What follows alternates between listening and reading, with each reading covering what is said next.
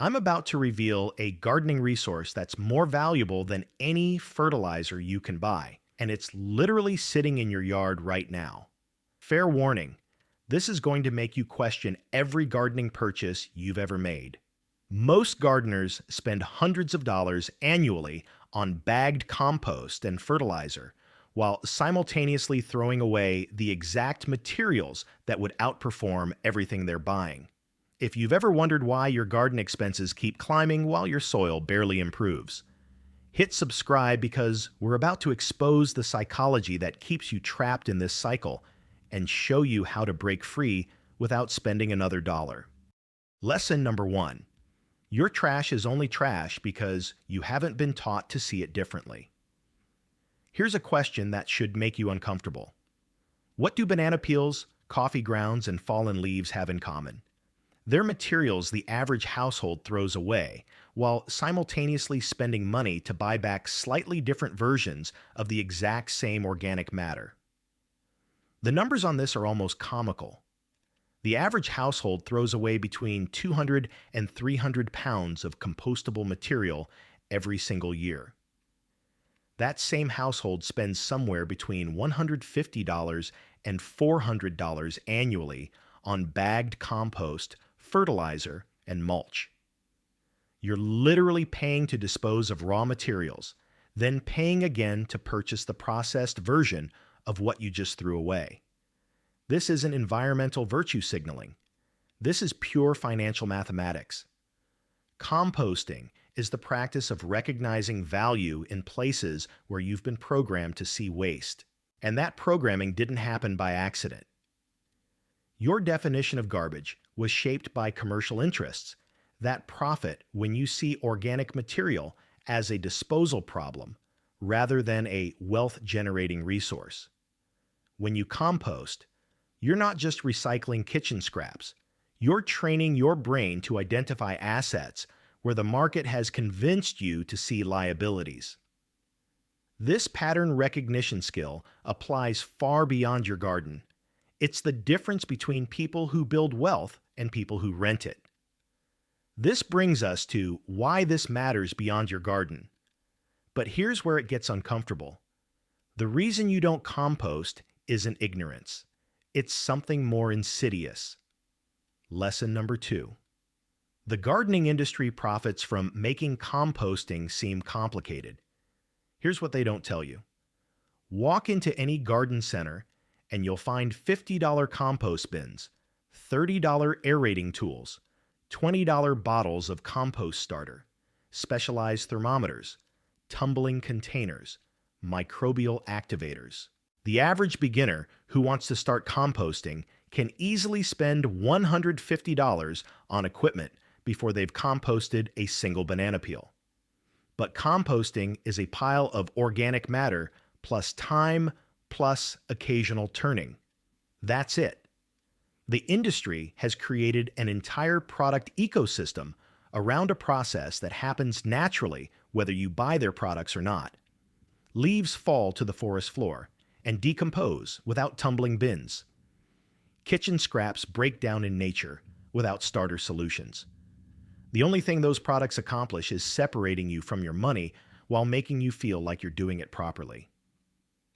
This is the same psychology you see everywhere. The diet industry makes weight loss seem complicated when the mechanism is eating less than you burn. The fitness industry sells elaborate programs when the principle is just consistent movement over time. The investment industry pushes complex strategies when boring index funds outperform the vast majority of sophisticated approaches. Making you feel inadequate without their products is the business model. The beautiful thing about understanding this pattern is that you stop asking what equipment you need and start asking what the actual process requires. And the answer is almost always simpler and cheaper than what's being sold to you. This leads directly to the mathematical reality most gardeners never calculate. Lesson number 3. The money you spend on bagged soil amendments compounds into a fortune you'll never have. Most gardeners spend around $300 annually on soil products, bagged compost, fertilizer, mulch, soil conditioners. Over 10 years, that's $3,000. But here's what makes this particularly painful when you understand opportunity cost. If you took that same $300 every year and put it into a basic index fund earning 7% returns, you wouldn't have $3,000 after a decade. You'd have $4,140. The money grows while you sleep because compound interest does the work. Over 30 years, the numbers become almost obscene.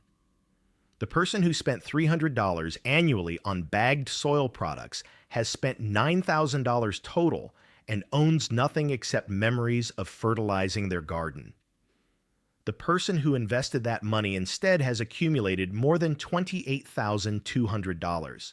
That's not even accounting for what that $28,200 could continue to grow into over the following decades. But here's what's particularly insidious about this pattern. You're not just looking at gardening expenses in isolation. You're looking at the cumulative effect of buying solutions for problems you could solve for free. The person spending $200 per year on bagged compost, while simultaneously claiming they can't afford to save for retirement, is making a choice about priorities, whether they realize it or not. The hedonic treadmill applies to gardens just like everything else. You buy fertilizer, it works for one season, and then you need to buy more. The purchase solution never builds toward anything permanent. Meanwhile, a compost system, once established, continues producing value year after year without additional investment. This brings us to what's particularly insidious about this cycle. Lesson number 4. Buying fertilizer feels like progress. Building a compost system feels like waiting. Your brain can't tell the difference between immediate action and strategic patience. When you walk into a garden center, hand over $40 for a bag of premium compost, and spread it across your garden beds that afternoon, your brain rewards you with a hit of dopamine. You took action. You solved a problem. You're a person who gets things done. When you start a compost pile, nothing visible happens for months. You're adding scraps to a pile in the corner of your yard while your neighbor is spreading store-bought fertilizer and seeing their plants respond within weeks. Your brain interprets this as you doing nothing while everyone else is making progress. This is why composting requires 3 to 6 months before you get your first usable batch, and that timeline feels unbearable to most people. Evolutionary psychology wired us to prefer quick fixes over delayed superior solutions because in a survival context, immediate resources matter more than theoretical future abundance. This is the same reason people day trade instead of buying index funds. The same reason they purchase meal replacement shakes instead of learning to cook. The same reason they hire consultants for tasks they could master themselves with patience. The same reason they chase investment newsletters instead of holding boring assets for decades. Industries have built entire business models around exploiting this psychological bias. Just buy this becomes infinitely more appealing than build this over time, even when building it creates permanent value and buying it creates temporary relief. But here's what changes after those first 6 months of composting. You have an infinite free supply of superior soil amendment while everyone else is still making monthly trips to the garden center. The person who could tolerate the initial delay ends up with both better results and more money.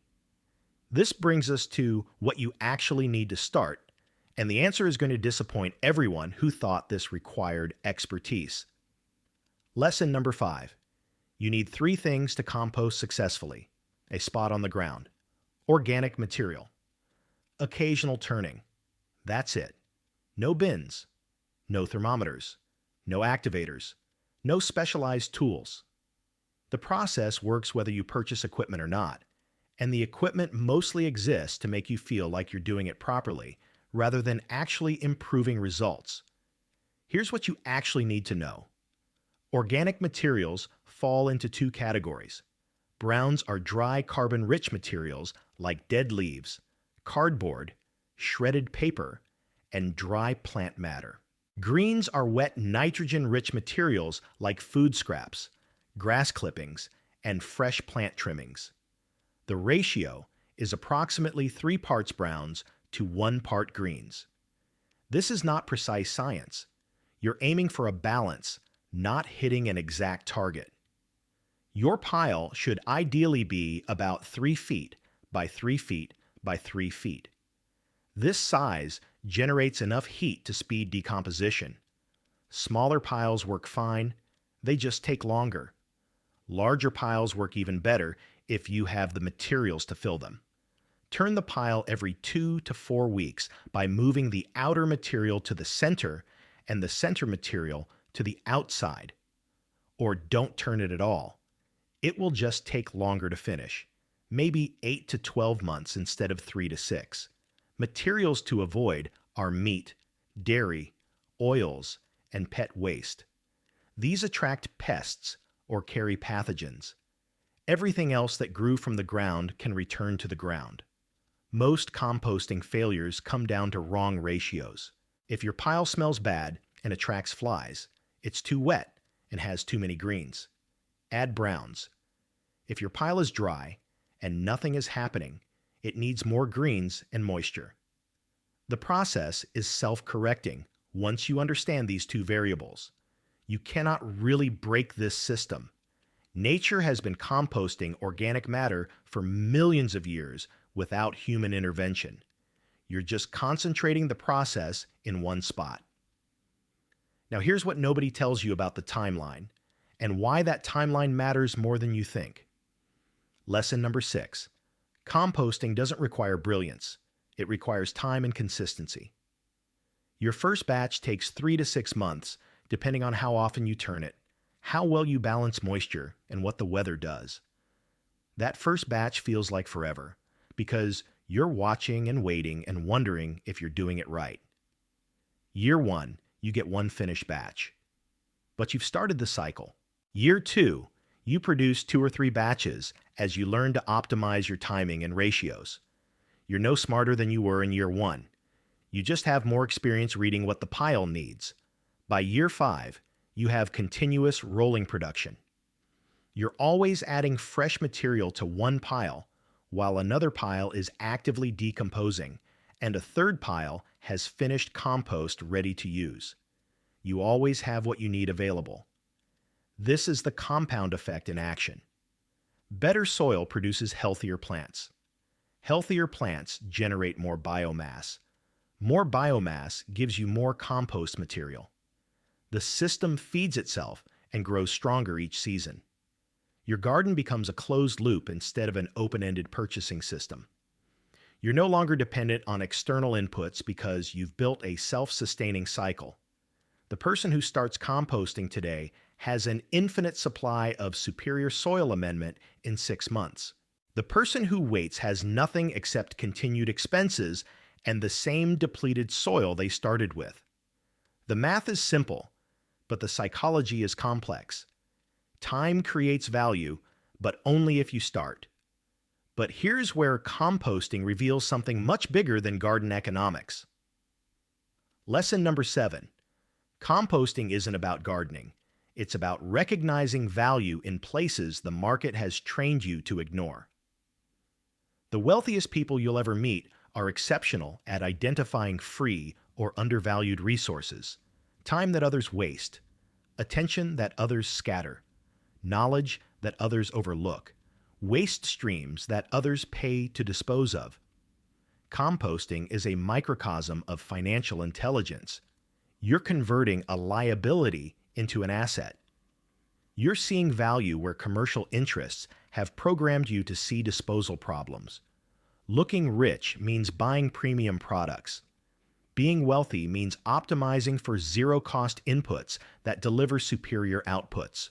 Here's a question that should keep you up at night. How many other necessities are you buying that could be generated for free with a small amount of initial effort and patience? Seed saving turns a $4 packet of seeds into infinite future plantings. Rainwater collection converts roof runoff into irrigation without touching your water bill. Tool sharing with neighbors eliminates redundant purchases. Skill bartering trades your knowledge for someone else's expertise without money changing hands. Knowledge acquisition replaces paying for services you could provide yourself. The pattern repeats across every domain once you learn to see it. People optimizing for convenience are playing a different game than people optimizing for self-sufficiency. The first group rents their solutions. The second group builds systems that compound value over time. This brings us to the uncomfortable conclusion most people avoid. Lesson number 8. The reason you haven't started composting yet has nothing to do with difficulty. It has everything to do with the story you've been sold about what effort looks like. You've been conditioned to believe real solutions require purchasing power. Effort that doesn't involve a transaction feels less legitimate. Free solutions seem too simple compared to marketed alternatives, which creates the paradox of undervaluing what's accessible. When you start composting, 3 things happen simultaneously. You stop paying for an inferior product, you gain access to a superior resource, and you break a psychological dependency on purchased solutions. Money is a tool for creating the life you want, not a scorecard for proving you're trying hard enough. Every purchased solution for a solvable problem is a test of whether you'll pay for convenience you don't actually need. The garden center profits when you believe organic matter is waste that needs disposal rather than wealth that needs concentration. The fertilizer company profits when you believe soil health requires their product rather than your banana peels and fallen leaves. The pattern applies everywhere. Every monthly subscription for a service you could provide yourself. Every convenience product that solves a problem you could eliminate through better systems. Every expert you hire for knowledge you could acquire through patience. If this changed how you see waste and wealth, hit subscribe and share this with someone who's still trapped in the old way of thinking about what they need to buy. I'll see you in the next one.